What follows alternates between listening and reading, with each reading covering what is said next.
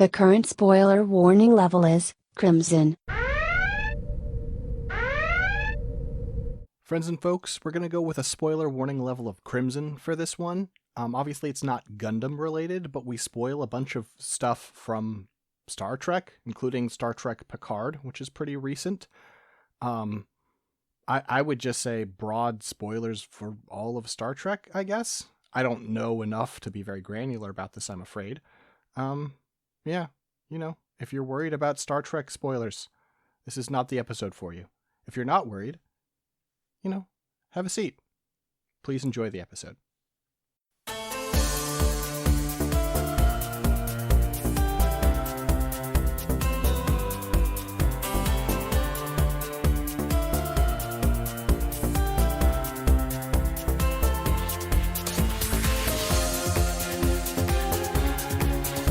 Hello friends and folks, and welcome back to another episode of Mechanista NG as we do part 2 of our listener request of the NCC-1701 USS Enterprise. I'm Six Detmar.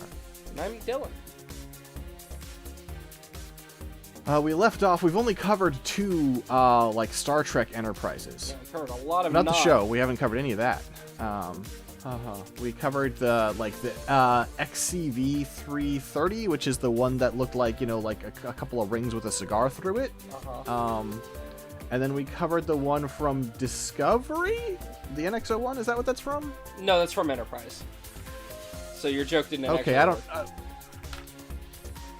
I wasn't trying to do a joke, I just thought that was true. Is that untrue? Okay. No. No, I meant your earlier joke, though, when you said we didn't cover something from Enterprise, but we actually did. Because Enterprise is the earliest I show. meant we didn't cover this season, as in, we didn't, Oh, whatever. Well, But whatever, sure. Yeah. Listen, yours was more clever. That's just wasn't what I was doing. Okay, so NX-01 was from Enterprise. So Discovery's after Enterprise? Yeah, Enterprise is a prequel.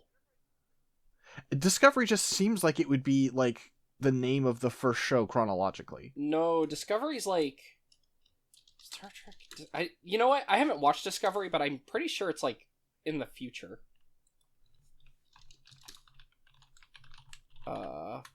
Discovery happens before TOS, but after Enterprise. Okay, so it's actually in between.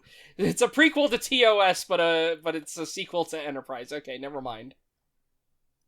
Sure. Okay. I went to the timeline of Star Trek page on Wikipedia and immediately regretted it because it really breaks things down granularly. Yeah. Oh yeah. No. This is the. Oh, beautiful! I just found it. Yeah, timeline of Star Trek. Oh. Well, and it doesn't help first that. of all, before the birth of the universe, was the Voyager episode Death Wish in 1996. Oh god, they have to have it separated. Well, yeah, of course they have to have it separated this way. Because time travel happens in every single fucking show. Oh, yeah. Amazing. Oh, this is a nightmare. It's so funny. It is so funny, what level of cultural cachet something can have where its Wikipedia article can be this way. This nightmarish, yeah. If you tried doing this with something like Gundam, right? If you tried getting this granular, the Wikipedia editors would be like, no, who cares? But Star Trek, apparently, important enough that this page sits here like this, with several user-made charts to tell you things. Indeed. The chart that's just a timeline of all the shows and everything plotted out on it. Oh my god! This image is 20,000 by 809 pixels, the timeline picture. Wow. Why? Why is it...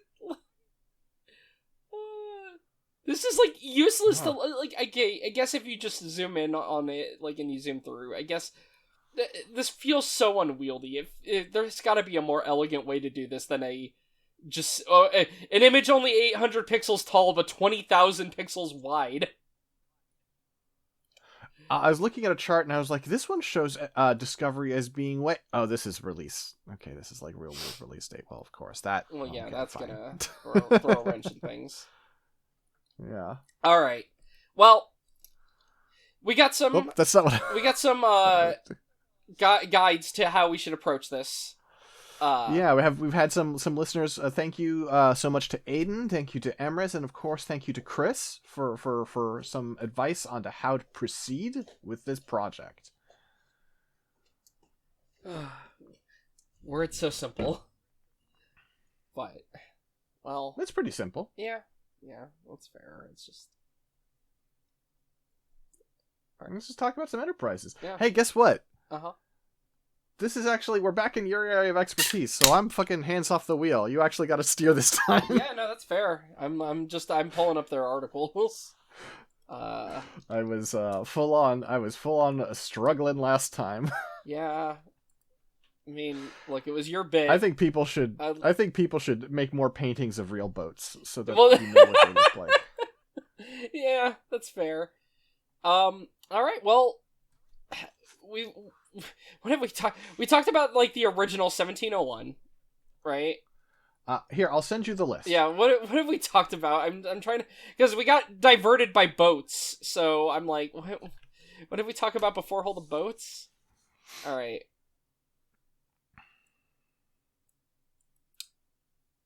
All right. So we talked about and we did talk about the NX-01, right? So we talked about NX. We talked about the XCD, I see that what you. fake one, Okay, and then I the see. first Enterprise. You formatted the top Enterprise differently than the bottom ones. That's why I got thrown off. Okay. Yeah, it was a strange choice. Okay, so. But yes, this is in order of when we discuss them is how I list it. All right. So then we can talk about the Enterprise A. Which is the Enterprise that was introduced for the movies. Hold up. Okay. Yes. Should we talk about the Mirror Universe Enterprise NX-01? Okay, what is different on the Mirror Universe one? Let's see. I don't know. Because I know it's the remember. ISS instead of the USS.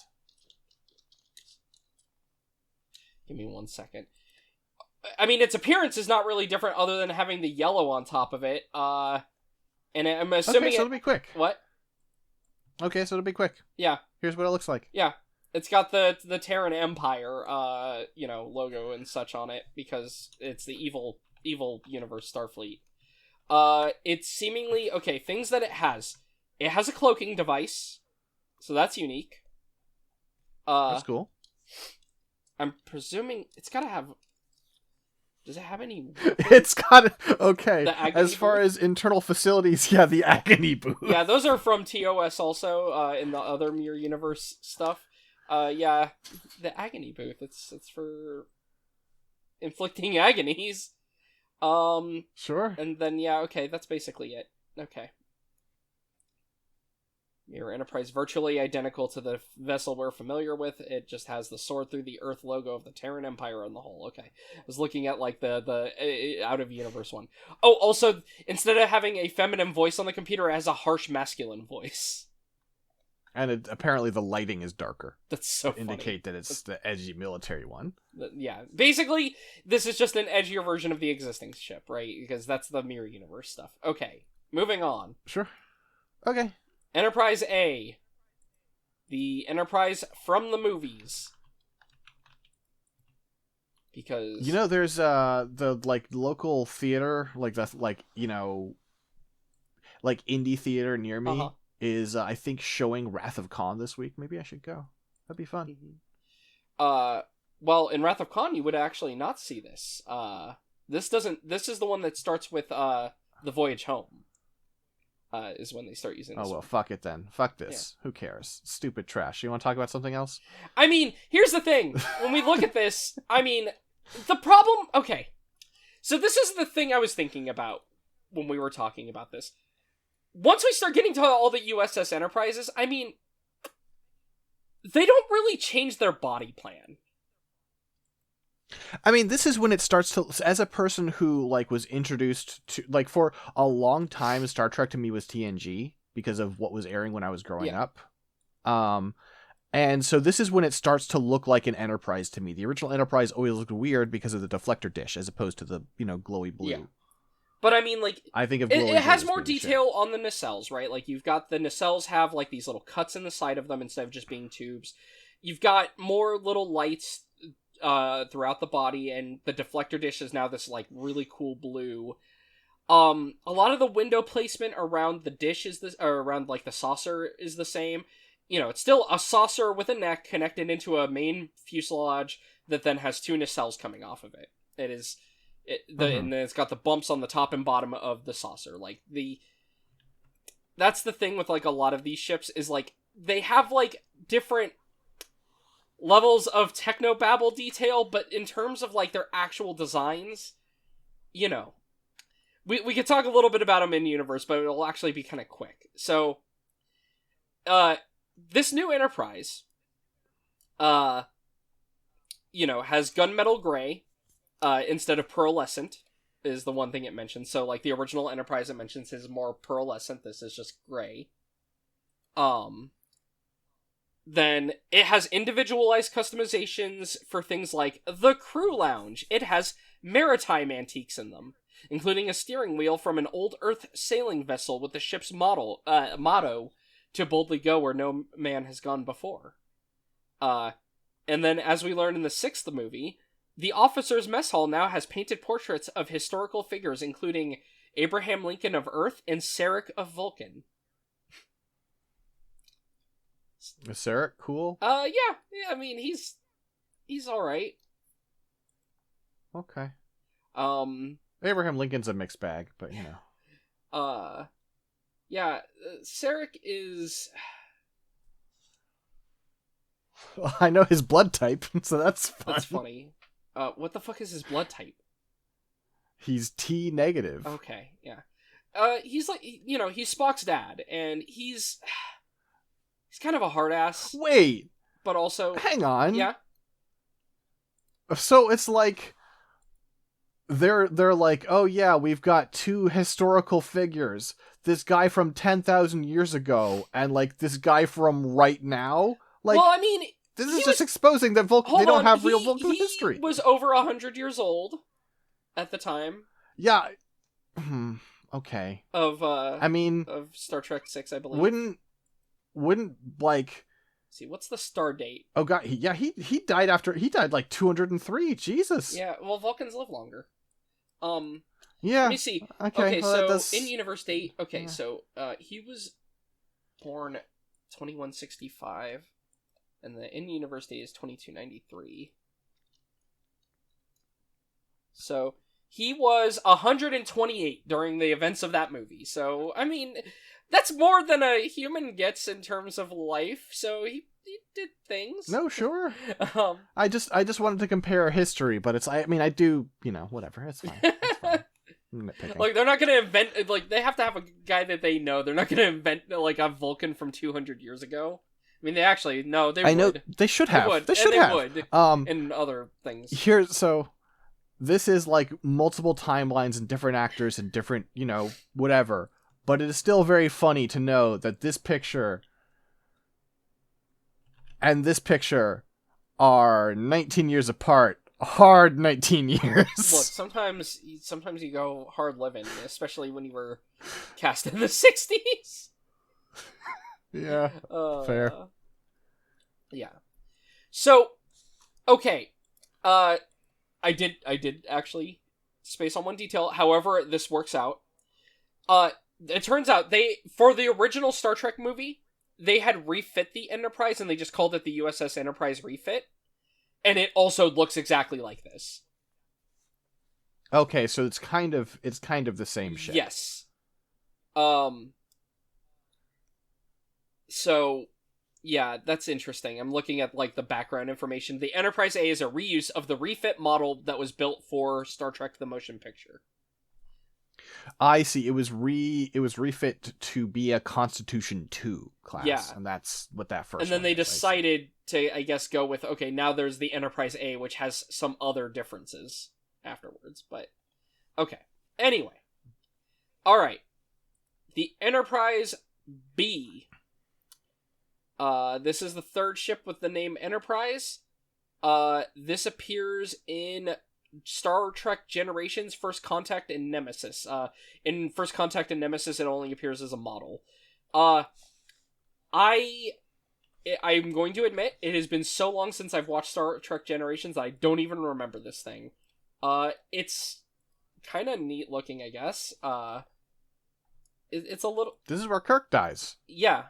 Here, we have another angle on that. Just to... I'll let you adjust that. So yeah, on this version of the Enterprise, this one is looking very sleek, which, to be fair, this is for a movie from when was that movie? 1994. It was during the TNG release. Yeah, because Generations is fucking Kirk and Picard meet each other, and he's James T. Kirk. Don't you know history? Yeah. And I remember not being a huge fan of the movie from what I remember. The movies have kind of slopped out of my brain a lot because I think the TNG movies are generally just not all that great. Sure. I'm going to post some text over this picture here, but this picture is like helpful to have, but wrong color. How do I change the text color? What the hell? Okay. This is not the Enterprise. This is a different ship of the same class, I assume. Yeah, and it's pre-refit. So, to describe this ship, because it does have a little bit of differences, even though it's the same overall body plan. The saucer section is a little bit flatter now on the bottom of it. Like, it kind of has like a taper instead of it being like... Normally it tapers on both the bottom and the top of it, like when you reach this edge, but this has like a flat edge on the bottom of it that doesn't really taper inward at all. Mm-hmm. So it's very flat, but it still has the bottom bump, which is like all the comms and whatnot, probably. I'm assuming everywhere is going to be mostly the same. And then you have the bridge on the top. You also have the impulse engines on the back of the saucer. A thing that is very different is the neck on this design is quite thick. You can see it's a very thick neck connecting to the main body. The main body is also kind of like very rounded, and it's interesting though because it narrows towards the back, like it flattens out. So our Enterprise has an extra like little bump layer here, sort of. Yeah. Stupid waving hand goes down and then back out. Yeah. And that's like the deflector dish is like really in there. Like there's a deep crevasse that it is located inside of. And yeah, so the body is like really thick around the front, but then narrows around the back. You have a pretty large little port for like shuttles and whatnot. That's what the whole bottom section of the fuselage is there. Just like a little hangar. And then the nacelles have, instead of like an angled thing that's just like a horizontal bar outward and then a like near vertical bar upward. It's a little bit angled, but very harsh angles overall on like the nacelles, like little connecting arms. The nacelles are kind of interesting. They look kind of like how would I describe it? They're kind of like an ice cream sandwich design. You've got like a layer of armor on the top, then you've got like a darker layer in the middle on the generic one. The Enterprise has a bit more armor around the front of it. So instead of just having like the sandwiched layers like the generic one, I would say they're kind of like a Milano. Yeah, you know what, a Milano, that's a good description. Yeah, yes, yeah, very much like that, just like thick, with a bit more thick in the middle than those, but yeah. And more narrow, but yeah. But yeah, it's just like two plates of armor and then the middle section, and you know it glows on the back and the front. The way that it's framed on the Enterprise refit of it, you get the extra armor on the front of the nacelle that like has a little bar for the blue glowy bit there. And yeah, this ship, if I remember right, does it just it gets destroyed, right? Pretty quickly? I don't know if it gets destroyed. I know like the side of the hull gets blown open, and that's where Kirk is when it makes contact with the nebula thing. Okay. I think the ship is actually okay though. Okay, yeah. Okay. Yes, that seems to be correct. I do have to. Well, we did miss an AU one, so we'll have to do an AU one real quick after this from the A. Oh yeah, sorry.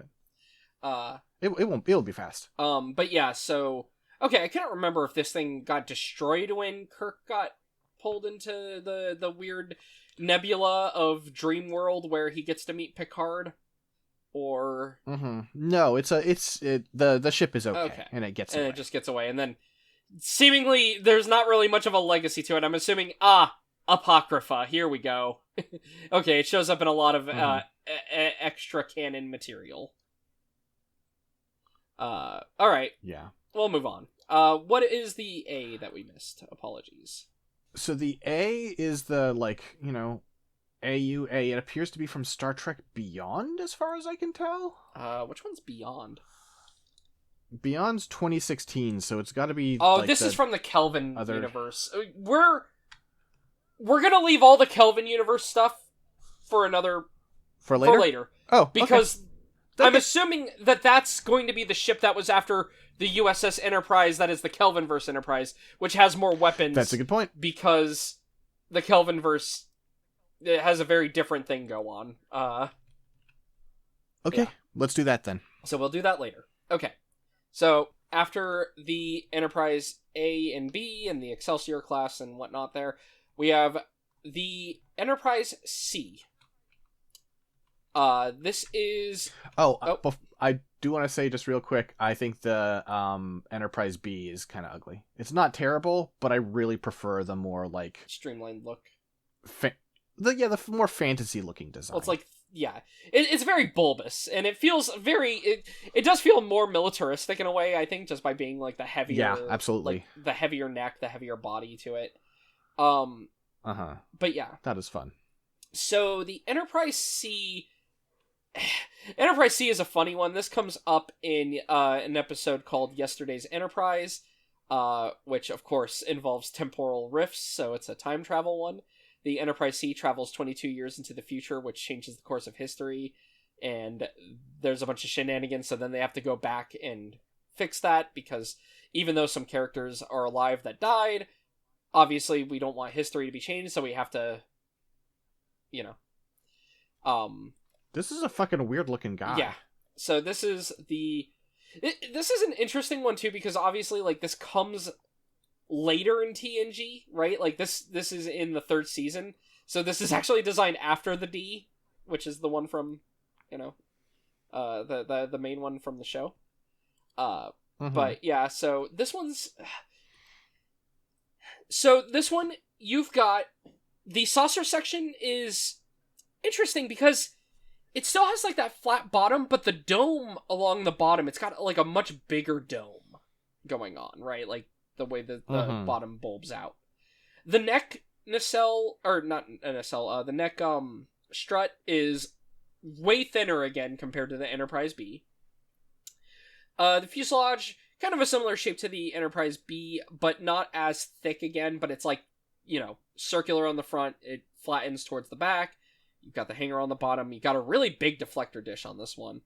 And then the nacelles, slightly angled horizontal bar, then just goes straight up vertically, and then you've got these the nacelles have these little red lights on the front of them, and then along the sides going towards the back you get blue glow as it goes. And obviously, because of the nature of the episode, as you can see, this Enterprise is fucked up. Because it's in a battle where the thing happens. So yeah, I'm not totally understanding this context here.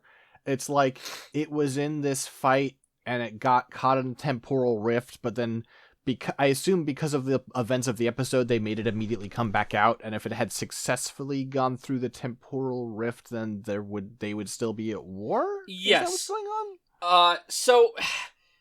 Basically, yeah, in Yesterday's Enterprise, which again, it's been probably it's been 8 years since I've watched TNG. Basically, at the start of the episode, there is a weird thing where, the Enterprise D encounters the rift, and they scan it, and as they scan it, the Enterprise C comes out of it, and then suddenly, because, you know, they are now witness to, oh shit, the timeline has changed, and they know that something is wrong, right? Like, that they are in a situation that they shouldn't be in. And then it's you know, a bit of a mystery episode, but then, yeah, they have to make the Enterprise C go back and do what it does so that we are not at war with everyone, like the Klingons and the Romulans at the same time. Mm-hmm. It's an episode that is, like, I would say it's one of those ones of Enterprise that's very weird, but it's actually a pretty beloved one. But yeah. It was also a way to have Tasha Yar come back, because she had died in season 1, and the actress left, and then she got to come back, and people were happy about that, because they actually gave her stuff to do.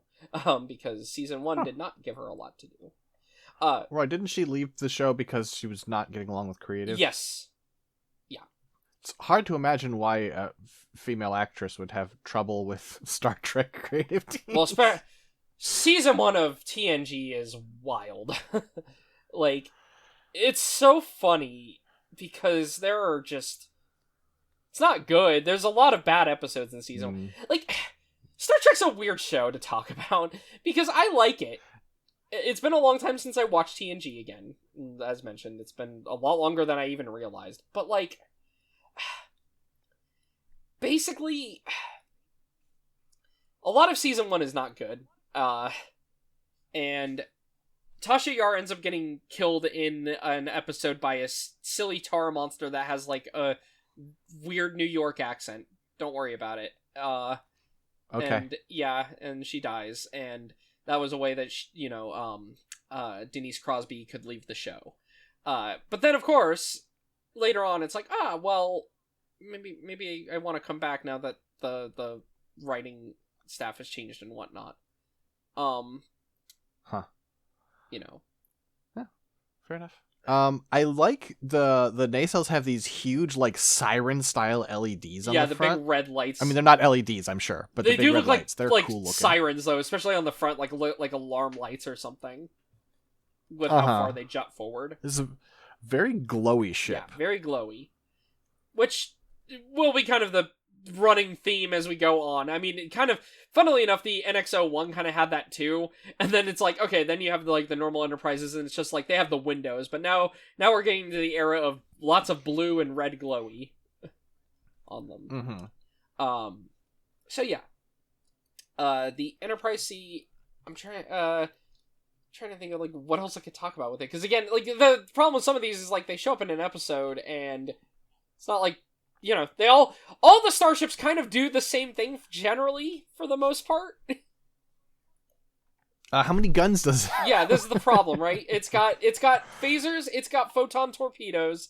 It is capable of warp. It's not like in Gundam where we can, like, dissect, like, the weapons. It's just they got phasers and they do phaser things. And they got torpedo. Like, there will be some special things we can talk about, but generally speaking, these all do the same thing. Sure, fair. Alright, so moving on to one that has a lot more storied history that we could talk about more. The Enterprise D, which is... This is the TNG one. Well, I guess there are multiple over the course of TNG, I guess that's the whole thing. This is the main TNG ship. Throughout the show of TNG, this is the ship. The movies get different Enterprises, though. Oh, this shot's so good. Yeah, like... What a good shot. Yeah, that's a good one. And so, this is a Galaxy-class ship. This is, the, 5th Federation vessel to bear the name. And it is... this is the one most known by, Picard in his, 8-year mission. This one's, like, big, right? Yes. Like, noticeably bigger? Yes, this is a noticeably large ship. Because this is the ship that was meant to have the families of them on it. It is 42 decks, so it is twice the length and 8 times the interior space of the Constitution classes of earlier centuries. So it could carry a crew and passenger load of 1,014 people.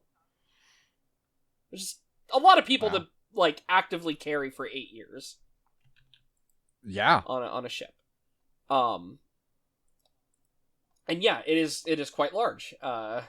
It's this is the era where it's truly supposed to be like kind of an everything ship. This is where it's like supposed to be more of even like a diplomat ship and maybe able to transport like people from world to world. Like, this can do all the civilian jobs more. It's like a warship, science ship, scout ship, space station. Yeah, it does everything. And yeah, so the Enterprise D is an interesting design. So let's... I feel like I really want to hit the power button. Oh. Yeah, so... It's got a little power with the deflector. The saucer section, very large, around the top.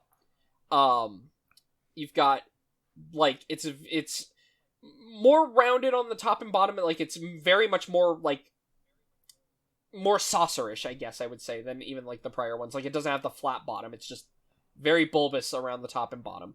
The top is a little bit more flat, but you can see it's still, like, it's still rounded. It's not like it's just, like, a flat surface with the bridge on top. The neck is interesting because it's thicker at the back, but it's not at, like, a consistent, like, length. So it's... If you had a cross-section of it, it would be almost triangular, because it's thin at the front, and then it widens out as you hit the back. The main fuselage is very weird because it's, like, wide. Like, all the other ones that we've seen thus far have been very circular, generally speaking. Like, just when you're looking at them from the front. But this one is very ovular and, like, pointed at the end. So it's almost like an eye in terms of the shape there. And, like, the deflector dish is also ovular, and, as you said, looks almost like a power button in there. And gonna turn on your Bluetooth speaker. Then, as you go to... The nacelles are connected on the very back, and the nacelles are on more... Rather than the harsh angles, these are very, like, U-shaped. You have 2 horizontal bars, and then they curve upward to then have the nacelles on them. The nacelles have 2, like... The front of the nacelles have, like, a large red light, but it's, like, 2 lights that you can see in there, basically.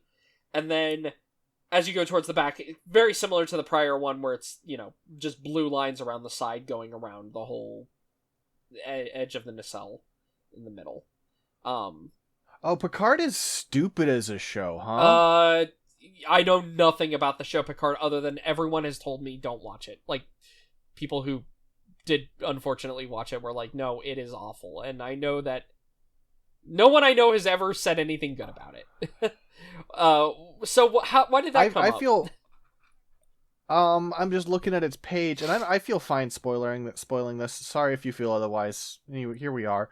Part of the impetus for Picard is like, oh shit, we need to go on this we need to do this mission, but we need a ship.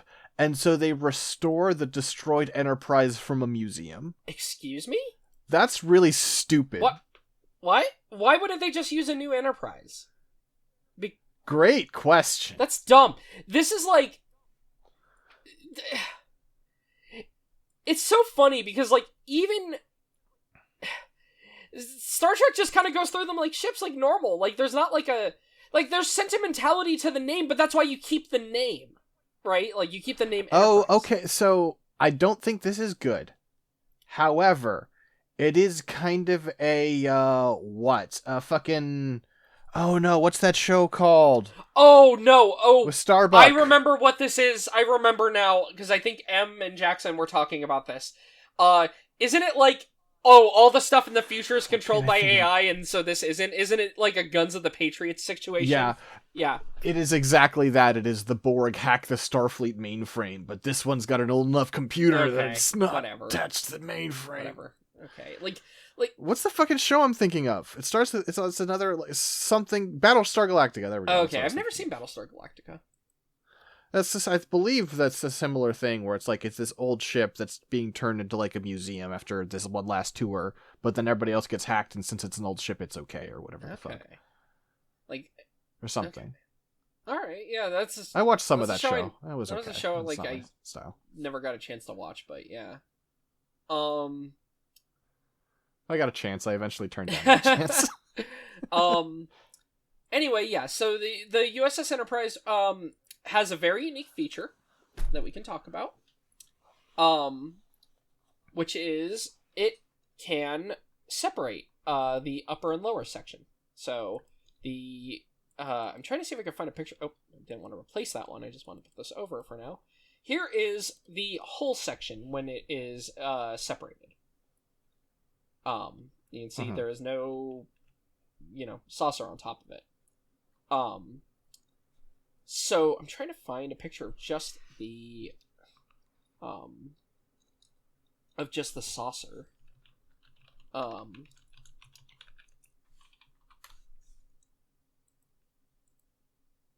Maybe if I go to the saucer separation page? No, of course. Oh no!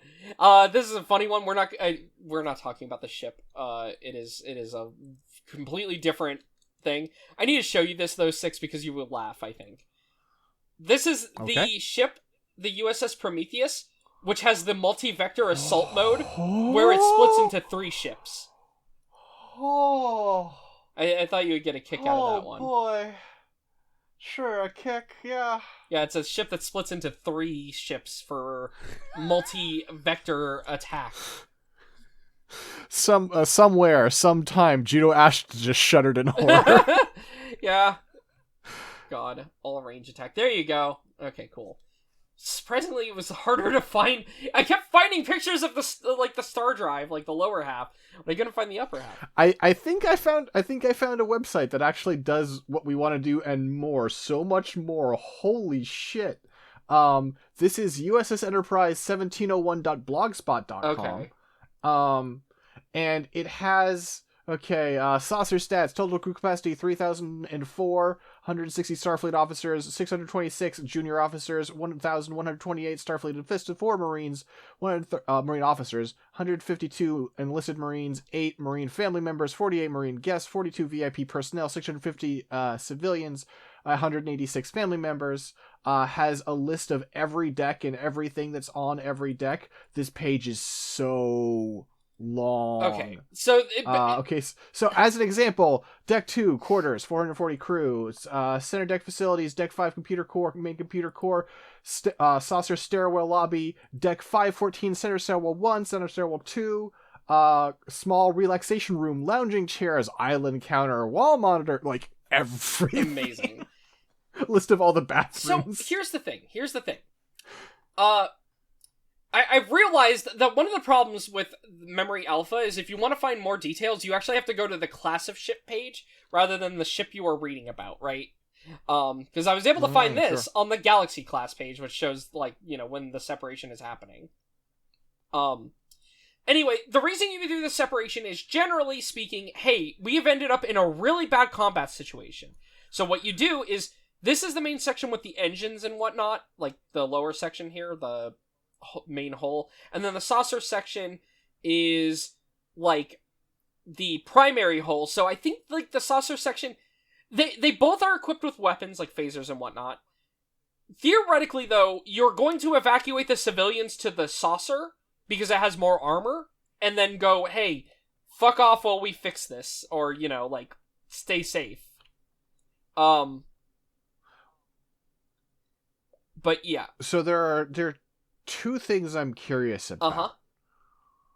One is it like, I seem to recall, like, at least on the older, like, Enterprises and stuff, the shield projectors are on the top and bottom of the saucer, so maybe this means it doesn't have to spread its shield as thin? I mean, that actually would make sense also. Again, the main idea with, like, the saucer was, hey, we have to, keep the civilians safe because we are carrying shit tons of we're carrying the entire families of our crew on this ship now instead of it just being commissioned officers and whatnot.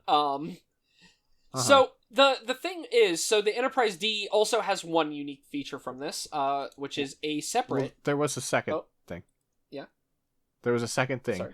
which is, again, I haven't seen that much, but in the episode where they first fight the Borg, it is after they detach the saucer section that they're like, now we got to use antimatter. Is it like they can only do that when they're separated, or is it just like that's where they get to? I don't know. I don't remember. If I'm being honest, I don't remember. Fair enough. The main thing I remember from that I was going to bring up is we have the secondary battle bridge that comes up because of this, because they have to have another if all the main officers are now in the lower section, they have to be in a different bridge.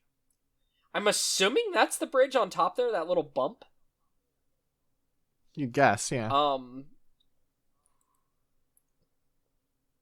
But yeah, so here's the thing about the battle bridge and the saucer separation. They only saucer separate like 3 times in the show. I assume because they didn't want to keep having to make models or shoot like footage of it. Sure. Which is really funny to me, honestly, because it's like I don't have an extensive list of it, but like the only times the battle bridge has been shown on camera, which would theoretically be all the times where they have separated, is only in 3 episodes.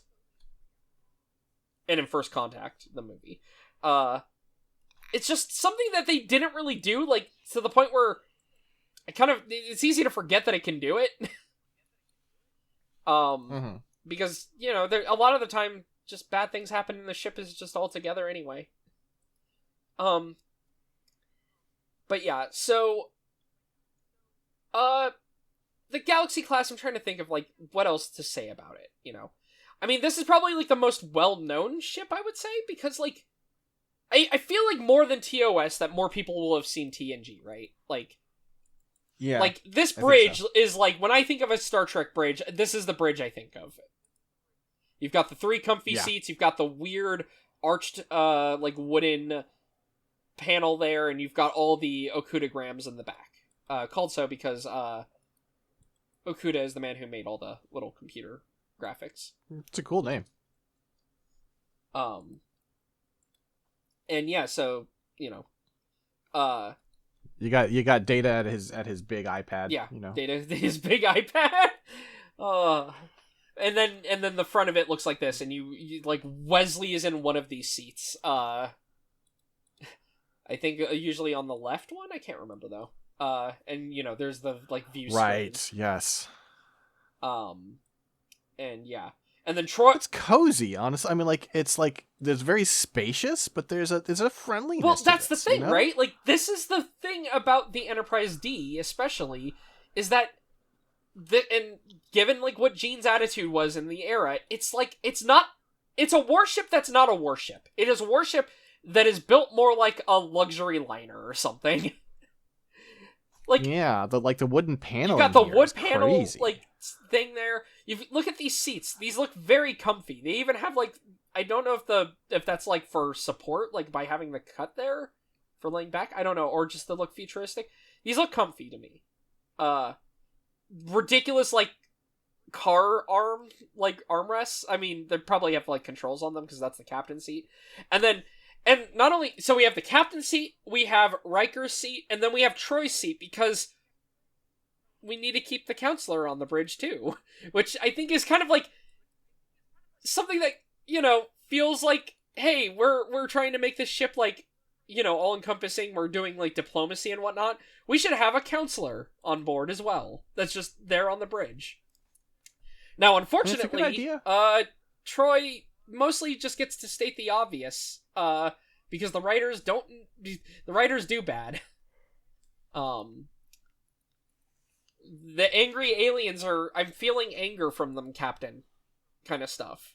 But when Troy gets good episodes, I like her. Unfortunately, half the time they're like, we need to put the psychic woman in peril.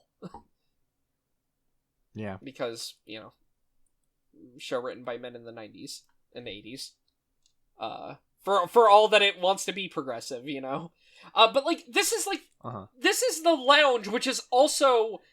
The observation lounge is also used as the conference room. And, like, look at this room. It's got, like, decorative panels on the wall. Like, it's nice. I'm not saying that's a bad thing, but this is not designed, like...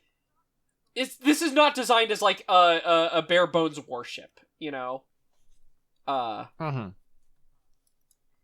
Like even like the warp room here we have engineering, and like this is like where the warp core is, and like look, you've got the nice carpet on the ground like that.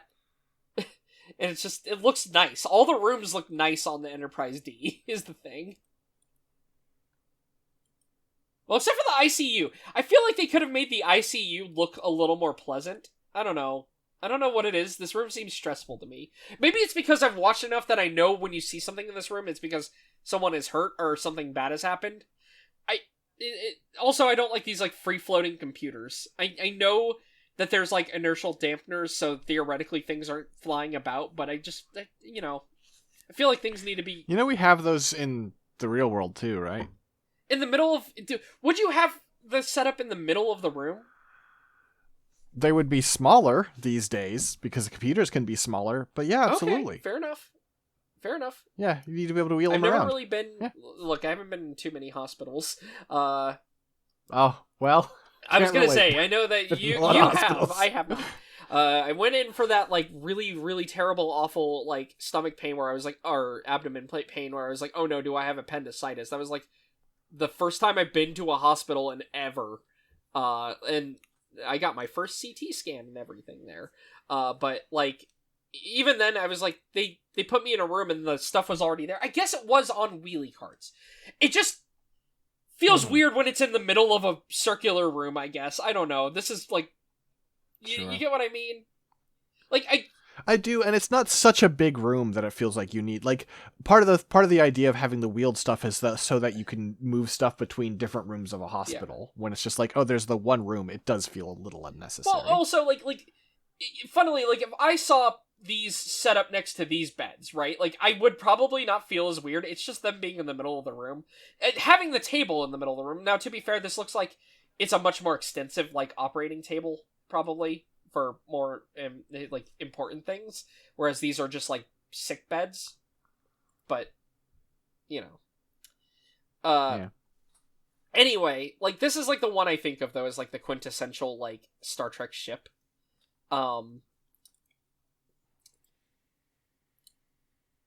And yeah, but it's nice. It is a nice ship. It is a luxury ship. You know, like, we didn't really talk about the interiors of the earlier ships. One, because some of those ships we don't really see very many interiors anyway. And two, I mean, like, a lot of the TOS ships are, like, they're not bad looking on the inside, but they're not as decorated, I guess. Like, look at what an officer's quarters look like on the Enterprise D. This is like the room that all the officers get. Yeah. And then, of course, that's the standard officers. If you are a VIP, you get more luxurious quarters. You get your own replicator in your room to make whatever you want back there. And, like, a nice desk with, like, a crazy glass, like, setup and a little rug under it. And those... Yeah. Chairs that always seem futuristic, even though they've been futuristic since, like, the 60s. You know, the future is always coming. That doesn't mean anything, but... And then, of course, they even have their own lounge, 10 forward. Because you go to deck 10 and you walk forward, and that's how you get there. And yeah, 10 forward is the lounge where Guinan works, and it's just a bar. This is a nice-looking bar. Yeah. Anyway, just look, it's just funny because the Enterprise D is just a funny ship to me. Because it's got everything. It's got a gymnasium, it's got a racquetball court, it's got a theater and concert hall. And, like, here's the thing. You would think, oh, well, would they just use the holodeck for this? No. They have a gymnasium just built for fencing that is separate from the holodeck. You would think you would just tell them, yeah, just make the holodeck, you know, generate you the no. They have their own fencing room. And their own racquetball court? I don't think you play racquetball on a court like this in real life. That's not racquetball also. Yeah. Well, that's what they call it, is a racquetball court. Okay, that is. Sorry. The previous image was the fencing the previous room. One. Right. I was like, that's not... Yeah, I mean, you know, I could see that merit. Would any U.S. aircraft carrier, for instance, for a large vessel, do something like this? I mean, no, because we're broke these days. Yes, okay. Would most militaries in the world at all ever do something like that extravagant, though, for, like, what is meant to be, like, a ship that is theoretically a warship still? Probably not. This is what I mean. This is what I'm getting at with all this. And yet, for all of this, for all that, we say this, the ship, has 14 phaser arrays, it has 250 photon torpedoes, it has antimatter mines. This thing can still destroy most things that it would need to. It's still a warship. It's just a warship where you're also carrying everyone's family on it, and you have, like, a mall and shit. But yeah. Anyway, so that's the Enterprise D. And then, because we need a new thing for the movies, something fancier, we get the Enterprise E, which is a Sovereign-class starship. Which first appears in Star Trek First Contact. Basically, it is the fancy movie one. And in all ways, like, here, let's look at the prior ones were models made with or with television budgets made with, like, models. This is movie model, so I do like this. It's very fancy, right? Like, it's the prior ones are things that you could imagine being built for the TV show. This looks a lot more expensive. Now, there are mixed feelings I have on this machine, but to describe it, the saucer section is a little... I'm trying to get another angle on it, but it's like lower than the one on the other ones, right? Yeah, it's I would say it's more to the point that the neck and body are way more compacted, so that the nacelles pop up over the saucer section from behind. Yeah, the main body, like, just both the saucer, the neck, the fuselage. I mean, there's not even really, like, a separate neck, right? It's just the fuselage and the saucer are basically one. I mean, this feels like a warship. This feels like a more frankly, a more logical design, just sort of straightforwardly. It's less showy and more like, hey, let's just be practical about this. And, like, it is, and you're working with the movies, and so you're like, hey, we can make this fancier, right? Now, in Star Trek Generations, the movie that happened before First Contact, the Enterprise D gets damaged pretty bad. So I believe that's why they end up having the rebuild into, the E for the new movie. Is, hey, we had to do the saucer separation, all the stuff from Generations happened, and it wasn't great, so we have a new one. And we'll make it look fancier because we have a movie budget. Yeah, so, the interesting stuff is, like, all the prior ones have basically been relatively detailless overall, right? Like, they will have windows, the nacelles will have their lights, but generally it's, like, windows and lights, and most of the model is, like, just a solid color that is, like, weathered to look more, dynamic, but, like, it's gunmetal gray with panel lining, basically, right? Like, whereas this, if you look at, like, the top even, you can see we've got, like, different colors going on with, like, the saucer here, right? Like, there's patterns in the different colors of gray that it uses. It's still all gray, but it, like, it looks a lot fancier, basically, like, especially, like, the saucer section. But even, like, the nacelles, like, the nacelles, first of all, the arms on the nacelles are, instead of having the bent arms now, it's just straight arms coming out of the fuselage. They kind of curve backwards, like, almost wing-like shape. And then, like, the nacelles, on the sides of them, you've got, like, the black paneling, or, it's like a dark gray, but obviously, like, in darker scenes, it just looks black. And same with like on the back of the saucer, you have like all these like black triangular panels and stuff going on. And it makes it look a lot more like, I guess, painted and dynamic. I feel bad for liking this the best of the ships we've seen so far, but I do. I mean, I get it. Alright, here, I have a good shot of it from under. Just trying to find a good shot of it from under, because all those shots were, like, above. You can see the deflector dish in there still, yeah, so... Oh, it's a fun... It looks like a CD, that's fun. We have here's the close-up of it.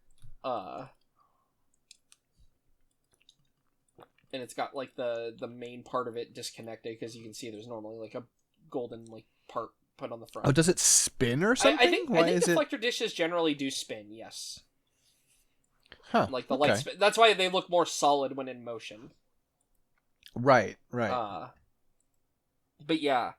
I think that's true even back in like TOS sometimes, because I think in TOS they actually had like the flashing lights sometimes. Anyway, the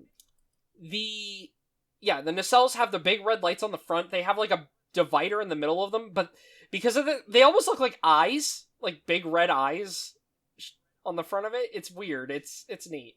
And then you've got like the glowing blue part, instead of being on the sides, is like the whole top of the nacelle. Basically, you've got a whole top section that is just glowing blue. And yeah, so this ship it's a Sovereign class. It is at the time was seen as the pinnacle of Starfleet design. It has, more technological advancements. What does that mean? Well, I'm gonna look.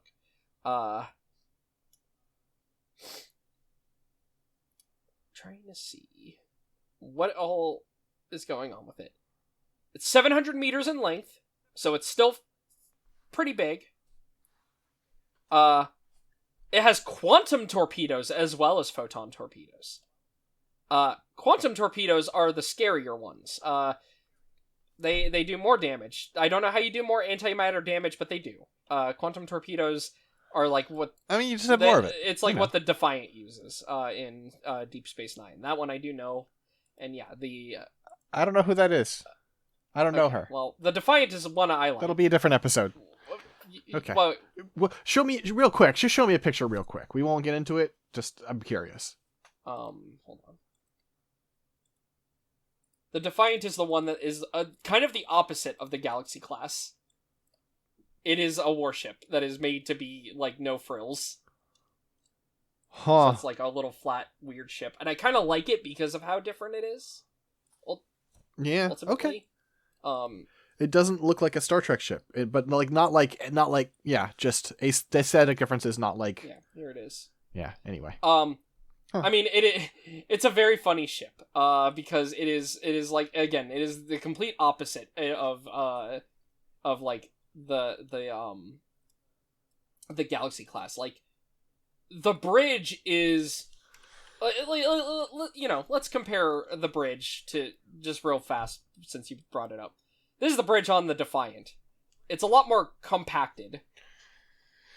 You have the captain in the middle where he can oversee everything, and then everyone else is in their stations. And it's way more, I mean, it's still got a little bit of like Federation like flair to it, but it is way more like a normal ship bridge. In some ways it's like one could argue like the prior Star Trek series. But yeah, it's just, the Defiant's a very different kind of ship. But anyway, the Sovereign class though, it's the upgrade for the movies, and it is better in a lot of ways. I mean, we see it fight a Borg cube, and it does pretty well in the movie, if I remember right. I mean, it doesn't get destroyed, like the D does. So, and yeah, this is what the TNG crew uses through the movie. Honestly, I'm surprised they didn't do this for Picard. Oh, it does show up in Picard in 5 episodes. Let's see. Okay, well, whatever. I don't know what role it plays in that, though. But yeah. The Enterprise E, though, is, used throughout the movies. It was... I'm trying to see if I can, find more detail about it. Overall. Apologies for all the ums. We gotta work on that. As I do it again.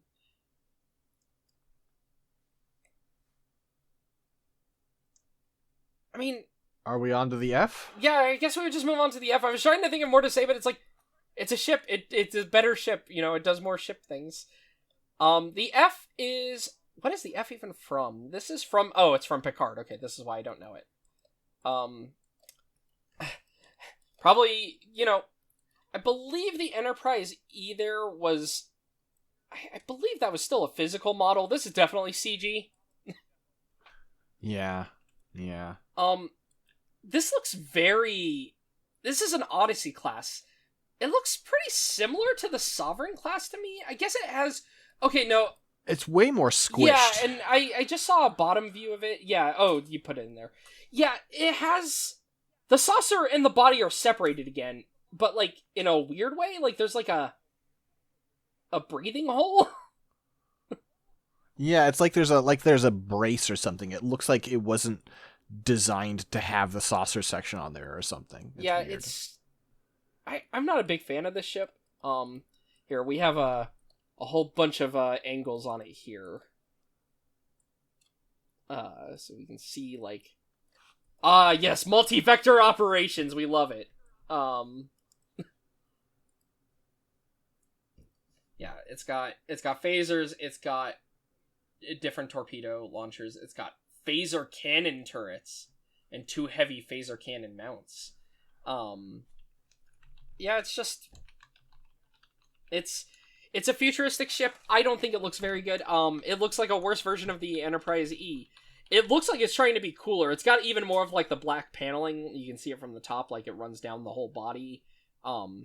It's gone back to having the sides of the nacelles blue, and the tops are now covered in, like, armor. So it's back to the side glowing ones. I just don't think this feels like it's in between the D and the E, and it fails at both. Like, it's starting to have a neck again, but I don't know, I just... I don't really care about this one. And I don't think if I saw the show, I would care about it any more so, So... then we've got the Enterprise G, which is... I'm assuming also from Picard, right? It's gotta be from Picard. G stands for gamer. It is a Constitution 3 class starship, and it was originally named... That sounds like a Picard. It was originally named the USS Titan, but then became the USS Enterprise.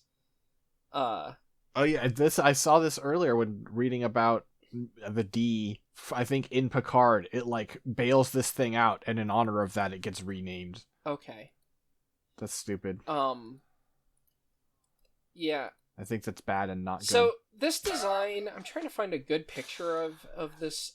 Yeah, these pictures are... I might have to turn to Google for this, because I feel like...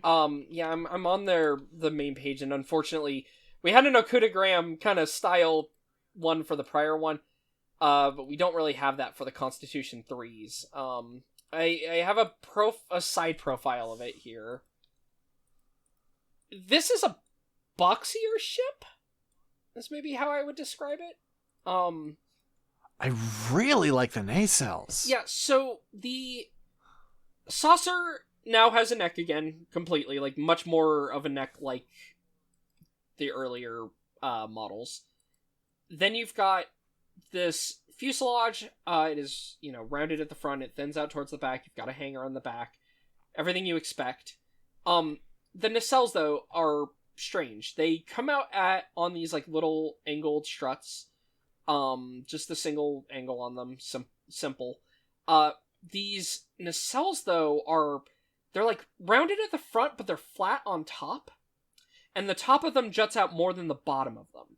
So I'm trying to think of, like, what this would remind me of. Like, what this is reminding me of. But it's, like... It's a neat light style for the red lights on the front of the nacelle. Then you've got these grooves with, like, a lot of, like, blue energy flowing through them on the side.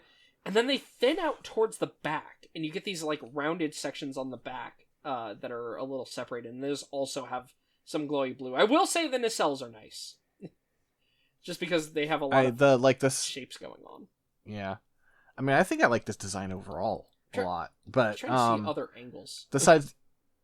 like the glow of the nacelles on the sides is like it's like a darker blue, but like streams of like brighter blue passing through it. They're sort of lighted up, and then by the time it fully tapers, the back of the nacelle almost looks like a wiper blade. It's so funny seeing the pictures of the rooms and whatnot in this, because I'm like, on one hand, we have an officer's room here where we've got Riker and Picard in bunk beds in the crew quarters. But, like, the Ancient. shelf has, like, these, like, orbs on it. It's weird because this is looking more, militaristic, less comfy, less Galaxy class. But then you still got, like, a goofy little desk with, like, a bunch of orbs on it. And then, we have the captain's quarters, which we only see from, like, this one angle, from the side. Nice amber light coming from the outside there. Here's a slightly bigger picture of it. Okay, the captain's quarters are a little nicer. He has couches and a bigger bed. Oh, and he gets his own replicator right there. Huh? I'm pretty sure that's a replicator. And you have your little model desk Cool. for when you're building your ship models. But yeah, it's just funny how, like, dimly lit this show is from every screenshot, though, of, like, the inside. Like, even the hallways, like, the corridors and whatnot are all so dark. When we complain about, like, everything, I feel like, just visually, everything I hear complained about with Picard, this kind of reflects it. It's all dim and, like, grimly lit. Like, it feels like it's trying to be cooler than it is. And, like, edgier. I mean, I think it's also just that, like, obviously some genres are harder by it and some stupid creatives are more susceptible to it, but it is just the broader movement of, like, darker shows of fucking Hollywood needs gaffers, right? Like, I like being able to see what the fuck is happening in your stupid goddamn show. Yeah.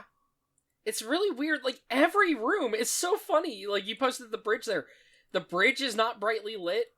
All the hallway pictures I'm seeing, like, even, like, the brightest hallway... You know what it is? It's that they don't have studio lighting. This is what it is. They want to have the lighting feel quote-unquote realistic, right? Like, oh, only these things are providing the light. And so they don't have the studio lights shining on them, I don't think.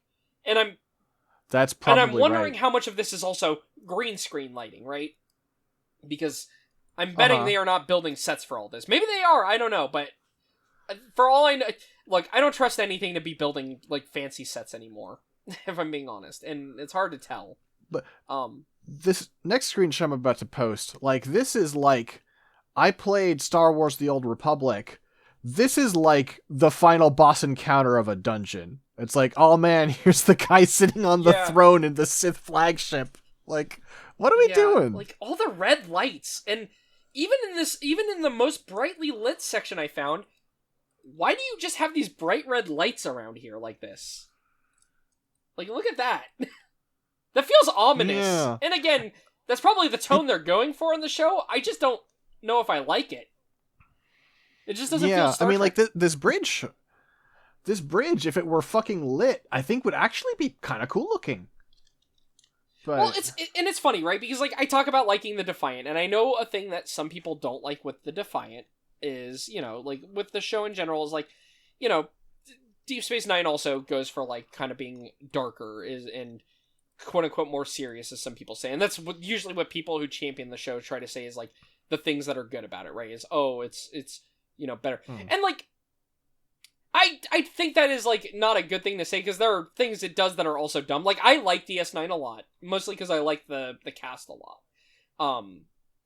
But, like, it's not like it's, free of sin, but even that, like, I don't know, having a television budget still makes it look better. I mean, hell, I feel like looking at the battle bridge, right, in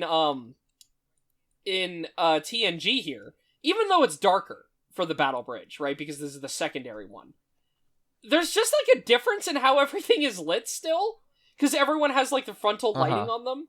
And I don't know, I always hate to sound like I'm just like, oh, old things are better. It also just looks more real, though. Which is why I feel bad, because for all I know, this could be an expensive set, rather than just CG. But ironically enough, once you hit a certain point of having too much money, I feel like you lose the Star Trek charm there, also.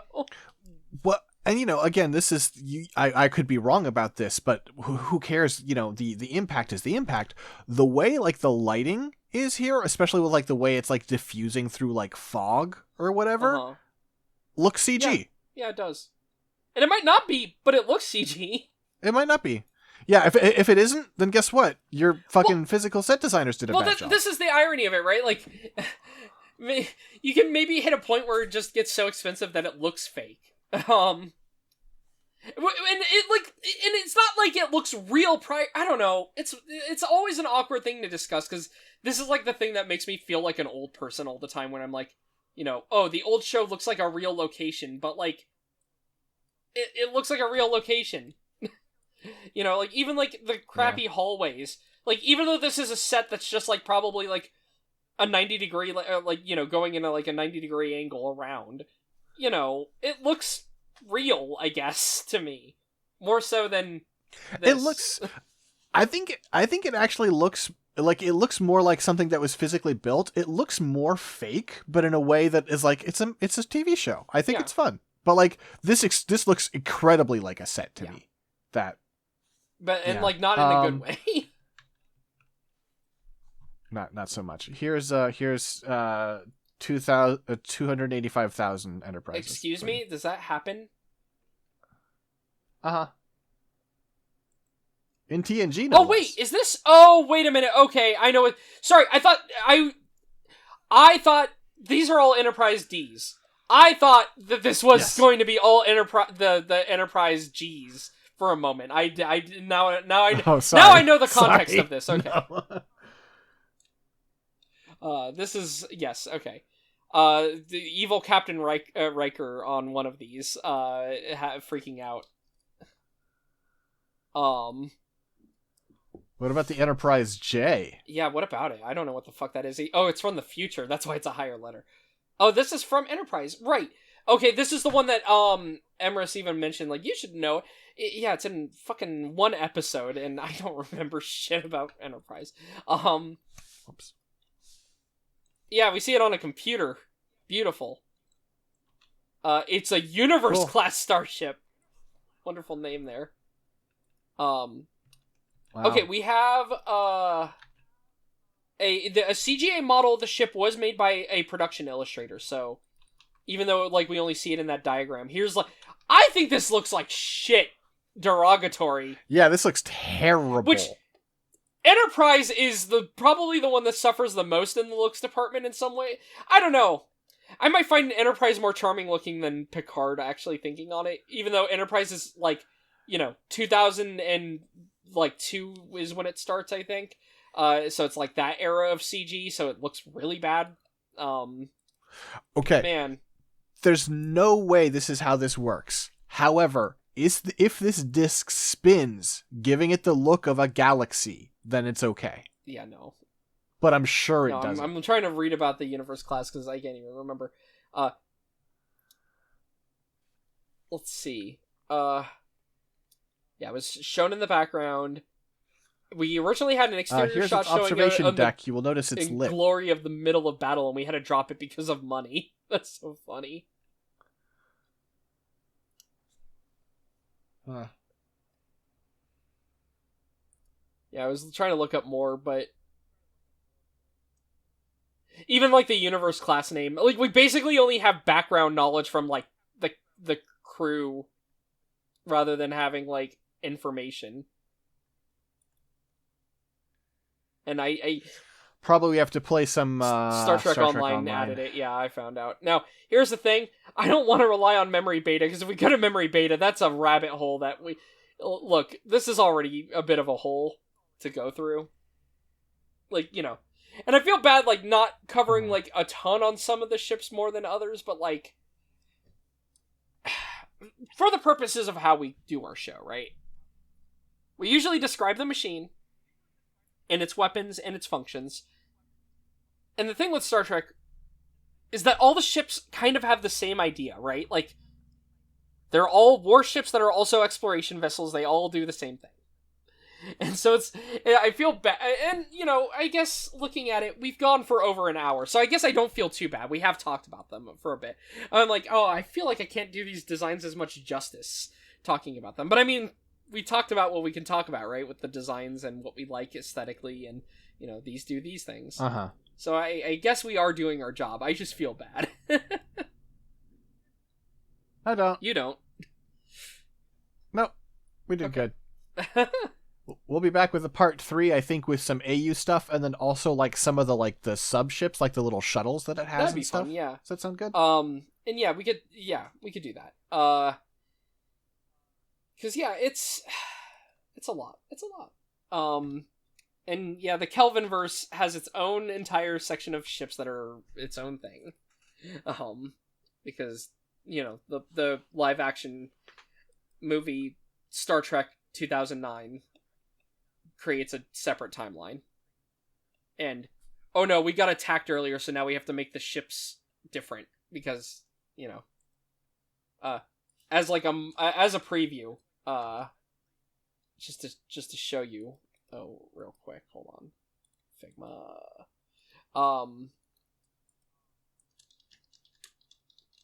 Just trying to pull up the Enterprise from the Kelvinverse.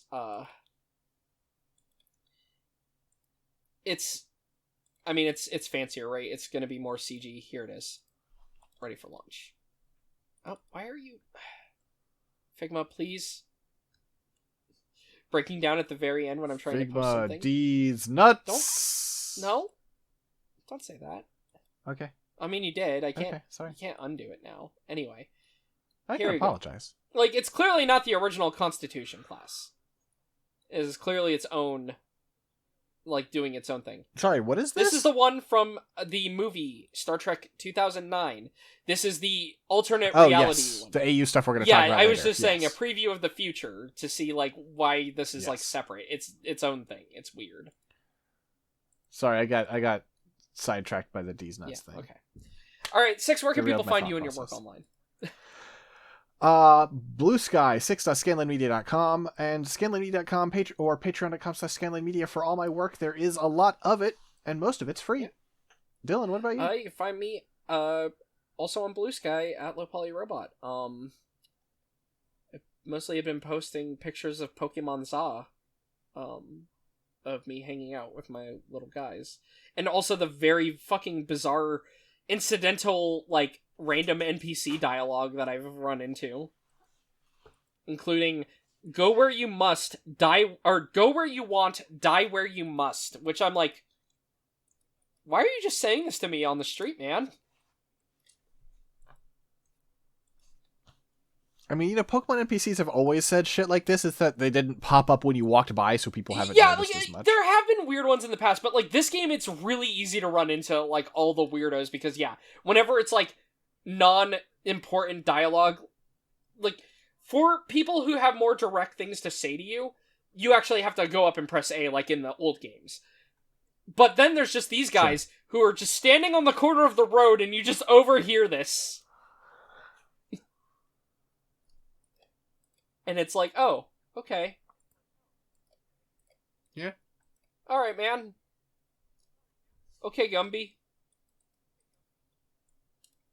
One more of the batch.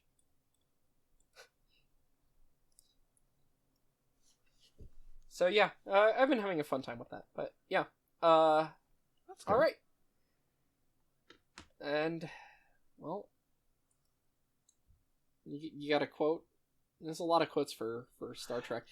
Not There only are. that, but I'm fucking trying to... I think every page, much like Wikipedia, doesn't like every page open with a quote or have. Yeah. Yeah, it's making it really hard to pick. Fair. Do you go through all the main universe ones? I do like from Star Trek Insurrection. This is a back and forth. Okay. Ruffo, we're getting too old for this. After today, that won't be a problem for either of us. Insurrection's a stupid movie. It's a good line, Yeah. though. Peace. Peace.